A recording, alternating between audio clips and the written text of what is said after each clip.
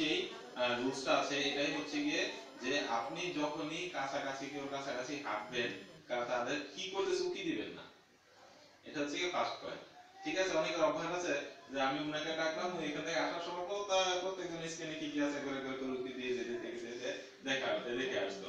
যেমন হচ্ছে গিয়ে এটা আবার অনেক স্কুলে করে কি করতো, এক্সাম হলে কিছু একটা পারতেছে না, দেখছে যে একজন কিংবা দুইজন কিংবা তিনজন সামনের বেঞ্চে একদম লিখতেছে, ওই কোশ্চেন অ্যান্সারটা লিখতেছে, একটুখানি দেখলে আপনার মনে করবে আপনি খুবই ডেসপারেট, ঠিক আছে, আমার এটা লেখাই লাগবে। তো উনি তখন কি করে যে হয়তো উনি থুতু ফেলতে যাবে কিংবা এক গ্লাস পানি খাবে, উঠে যাওয়ার সময় অ্যান্সারটা একটুখানি দেখে নিয়ে পানিটা খেয়ে চলে এসে অ্যান্সার গুলো লেখে। কিন্তু কর্পোরেট ওয়ার্ল্ডে অবশ্যই কখনোই আপনি যখনই যেদিকে হেঁটে যান কখনোই কোনো দিকে উকি দেবেন না। আপনার খুবই দেখতে ইচ্ছে করতেছে আপনি সরাসরি তাকান, তার জায়গায় দাঁড়িয়ে সরাসরি তাকান, সেটা মাইন্ড করবে না। ঠিক আছে, সে এটা মাইন্ড করবে না কখনো যে সরাসরি তাকাইছেন কিংবা কি করছেন যদি জিজ্ঞাসা করেন কিংবা ভালো আছেন কিনা জিজ্ঞাসা করলেন তাহলে সেটা মাইন্ড করবে না। কিন্তু আপনি যদি তার চলে গেলেন এটা যিনি দেখবেন ওনার কাছেও খারাপ লাগবে আর আপনার কাছে পরবর্তীতে খারাপ লাগবে, সুখী দিলাম দেখে ফেলবো।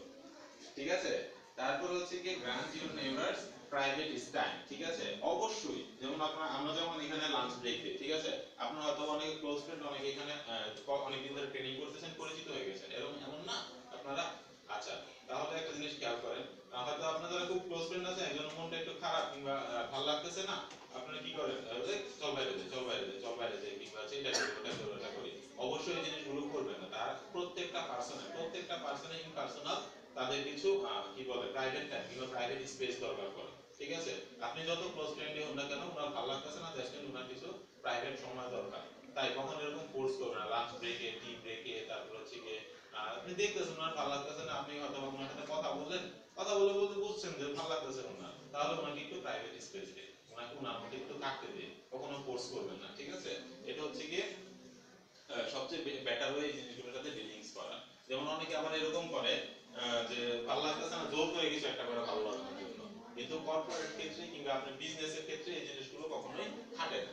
কর্পোরেট ওয়ার্ল্ডে এই জিনিসগুলো আপনি যখন আপনি একজন আপনার সয়েসে আপনার কলিগের সাথে আপনি কথা বলতে গেলেন, কথা বলতে যাওয়ার পরে কি হলো যে দেখবেন ওনার মেজাজ খুব খারাপ, ওনাকে ভালো ওনার মন ভালো করার জন্য আপনার কিছু বলার দরকার নেই, আপনি ওনাকে কিছু প্রাইভেট স্পেস দেন, একটু সময় কাটাকুন একা একা, 10 মিনিট আধা ঘন্টা 1 ঘন্টা পরে যান, যাওয়ার পর দেখবেন ঠিক আছে আপনি যে কাজের জন্য গিয়েছেন এই কাজটা করে নিতে পারবেন।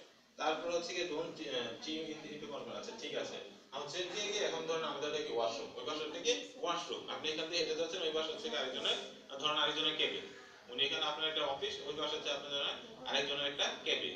এখন যাওয়ার সময় দেখলেন যে ওনার দুজন আরেকজনের নিয়ে কথা বলতেছে, ওই কথাটা আপনি শুনে ফেলেছেন, আপনি কি করলেন সরাসরি কেমন করবেন, আরে না এটা এমনি না এমনি এটা এমনিতে আপনি আরিফেতে কথা শুনছেন, ঠিক আছে, এমনিতে আপনি আরিফেতে কথা শুনেছেন, তারা খুব প্রাইভেট একটা ডিসকাশন করতেছিল, এর মধ্যে আপনি শোনার পর তার সাথে ওই কি বলে ওই কথা নিয়ে আবার তার সাথে যোগাযোগ কি বলে আর্গু করছেন। আপনার অবশ্যই যদি আপনি কেউ প্রাইভেটলি কোনো কথা বলতেছে বিহাইন্ড দ্য ক্লোজ ডোর, ঠিক আছে, দরজা বন্ধ করে কথা বলতেছে কিন্তু কথার আওয়াজটা বাইরে আসতেছে, আসতেই পারে, অস্বাভাবিক কিছু না, আপনি শুনলে ইগনোর করে যান, কখনোই ওই কথা তো শুনছেন এটা বুঝতেই দিবেন না। আর যদি শুনে আর তার সাথে আপনি যদি আবার ভাবনার কথা বলতে যান তাহলে জিনিসটা আরো খারাপ দেখায়। ঠিক আছে, জিনিসটা তখন আরো খারাপ দেখাবে। তারপরে হচ্ছে কি আরেকটা হচ্ছে খাবারের একটা বেসিক রুল, যেটা keep lunch in the kitchen. ঠিক আছে, যেমন হচ্ছে কি আমরা অনেক সময় অফিসে রাশ আওয়ার থাকে, অফিসে আমাদের অনেক সময় রাশ আওয়ার থাকে বলতে হচ্ছে কি অফিসে আপনি জানেন আজকে গেলে অনেক কাজের প্রেশার, আপনি লাঞ্চ টাইমে বাইরে বেরোতে পারবেন না, কি করলেন খাবার নিয়ে গেলেন, যে 10 মিনিটে 5 মিনিটের মধ্যে খেয়ে আবার কাজটা শুরু করে দেবো, ঠিক না? এখন এমন খাবার নিবেন না যেটা খুবই গন্ধযুক্ত, যেমন হচ্ছে গিয়ে আমি বাংলাদেশের প্রেক্ষাপটে যদি বলি যে শুটকি হয়তো আপনার খুব পছন্দ হতে পারে, কিন্তু হচ্ছে গিয়ে অনেকের কাছে এটা গ্রস একবারে খুবই খারাপ লাগে, অনেক শুনতেই পারে না, বমি চলে আসে। ঠিক আছে, তাহলে কি এরকম জাতীয় খাবার যদি আপনি অফিসে নিয়ে যান তাহলে কি আপনি অবশ্যই অফিসের পরিবেশটা নষ্ট করছেন। ঠিক আছে, অবশ্যই অফিসের পরিবেশ নষ্ট করছেন, এই জিনিসগুলো আপনাদের খেয়াল রাখতে হবে। তারপর যেটা হচ্ছে কি ক্যাজুয়াল ড্রেস ইটিকুইটি, কিংবা হচ্ছে কি আপনার যেভাবে ড্রেস আপ করে অফিসে যাবেন, কিংবা হচ্ছে কি আপনি যেভাবে ড্রেস আপ করে আপনার ক্লায়েন্ট গুলোকে হ্যান্ডেল করবেন, কিংবা হচ্ছে কি আপনার যে ধরনের আপনার বিজনেস পারপাসে আপনার অফিস পারপাসে আপনার এগুলো ঠিক করা লাগবে। আচ্ছা, ক্যাজুয়াল কর্পোরেট ক্যাজুয়াল। আচ্ছা ঠিক আছে, কর্পোরেট ক্যাজুয়াল বলতে কি বোঝায়?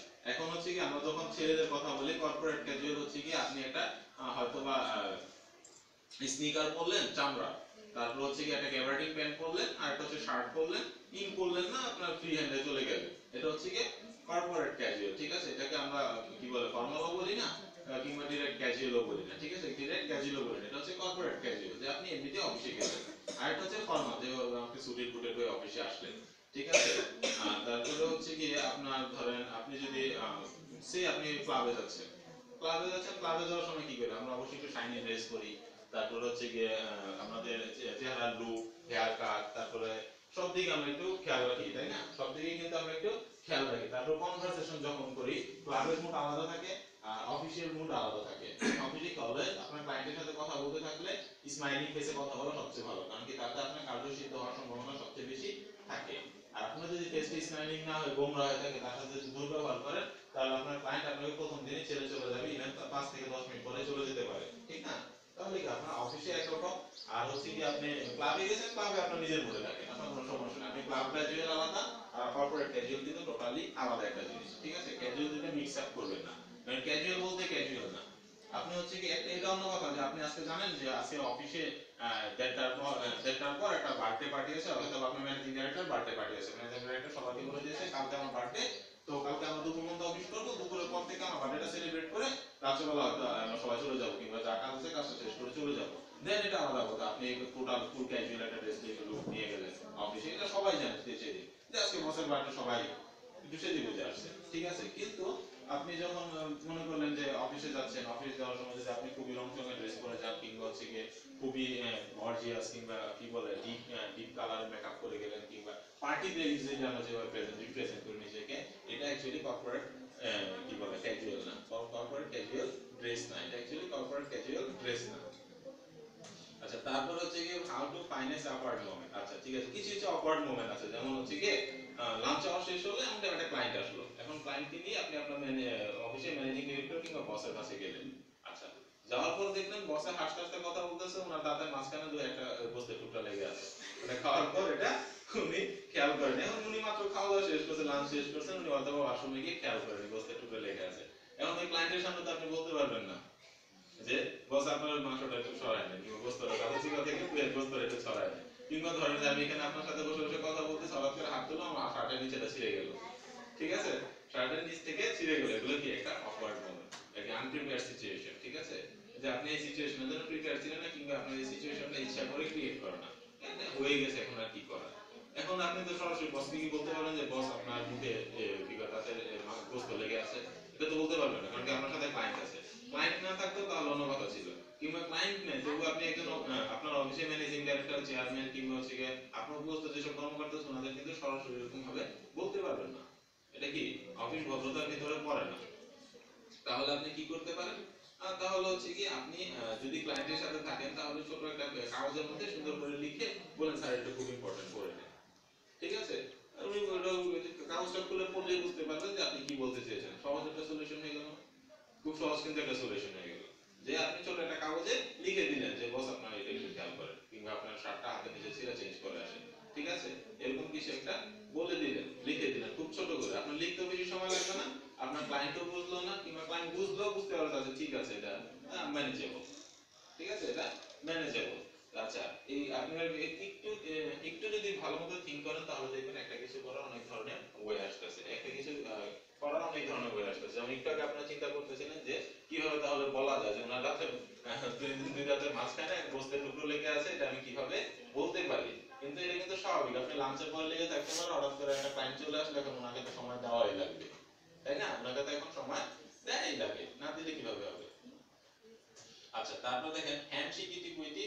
আচ্ছা, হ্যান্ডশেক আপনি কিভাবে করবেন? হ্যান্ডশেকের কিন্তু কিছু কিছু মোমেন্ট আছে, যেমন হচ্ছে কি একজন লোক, আমরা ইউজুয়ালি কি করি, ফার্স্ট মিটে কিন্তু হ্যান্ডশেক করি সবার সাথে, তাই না? সবার সাথে হ্যান্ডশেক করি, কিন্তু দেখা যায় যে আপনি একটা খুব ভালো টিম ফর মিটিং আসছেন, কিংবা আচ্ছা কি আপনি যে জায়গাটা আছেন এই জায়গায় অনেকজন লোকজন আছে, ঠিক আছে, অনেকজন লোকজন আছে। এখন উনি গাড়ি থেকে নামলো, কিংবা উনি মাত্র আপনার অফিসে এন্টার করেছেন, এখন আমরা চারজন, পাঁচজন, ছয়জন আছে। এখন উনি এসে হঠাৎ করে সরাসরি কার সাথে হ্যান্ডশেক করবে এটা কিন্তু সার্টেন না, আপনি কিন্তু জানেন না কার সাথে হ্যান্ডশেক করবে।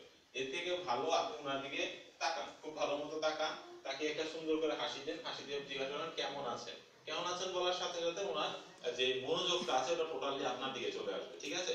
তখন যদি আপনি হ্যান্ডশেক করার জন্য হাত বাড়ান তাহলে আপনার নিজের অকওয়ার্ড মোমেন্টে পড়তে পারবেন না, কারণ কি আপনি হাত বাড়ালে হ্যান্ডশেক করতে আরেকজনের সাথে উনি হ্যান্ডশেক করলো, উনি কিন্তু এটা ইন্টেনশনালি করেন না, কারণ কি ওনার প্রথম ইন্টেনশন ছিল উনি আরেকজনের সাথে হ্যান্ডশেক করবে, ঠিক আছে?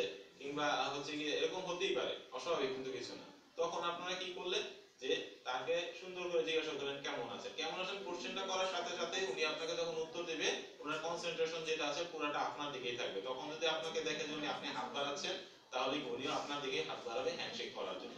কিন্তু এক ধরনের আপনি একটা খুব সুন্দর একটা মিটিং অ্যারেঞ্জ করছেন, ঠিক আছে? মিটিংটা অ্যারেঞ্জ করেছেন কি একটা সার্টেন গ্রাউন্ডে, হতে পারে এটা হোটেল রেডিসন হতে পারে, ঠিক আছে?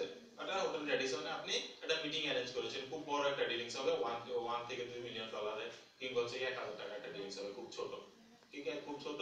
আর এটা অ্যারেঞ্জ করেছেন অন্য যে কোনো একটা জায়গায়, আপনার অফিসে ওনার অফিসে। আপনি দুই ভাবে জিনিসটা থিঙ্ক করতে পারেন, খুব বড় ভাবে থিঙ্ক করতে পারেন, খুব ছোট ভাবে থিঙ্ক করতে পারেন।